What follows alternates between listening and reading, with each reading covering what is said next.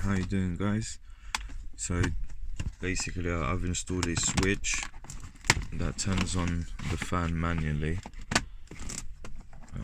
Just to show you quickly how it's wired. This is all just temporary, by the way. So basically this is the switch I have.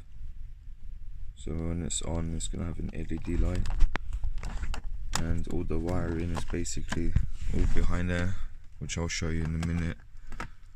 And so basically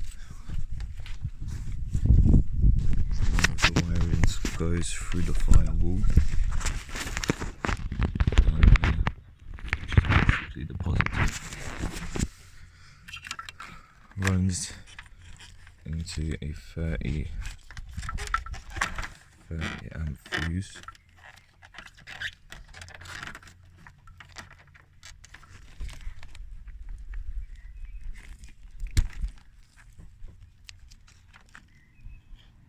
This is the 30 amp fuse, which then runs into a relay.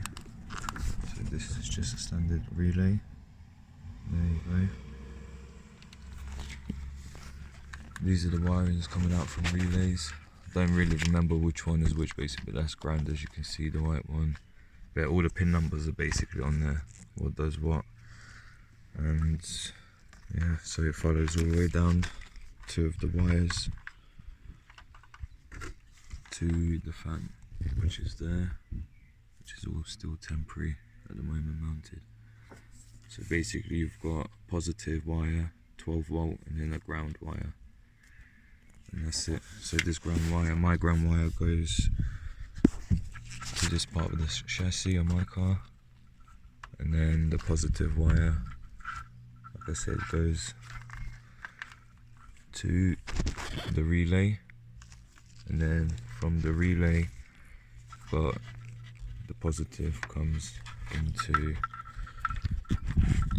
this fuse here, and then that goes all the way down into my firewall.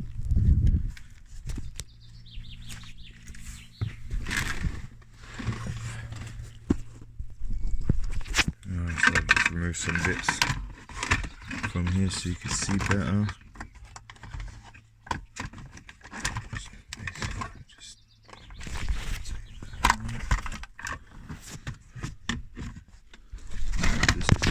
Switch. So the red wire from the engine bay, from the relay, goes to here, and that goes to AC. And then this power one here, the plus power, is spliced into my cigarette lighter, the main one. And then the ground, black one, I've put a bolt on the chassis of the car here. So then when I flick it,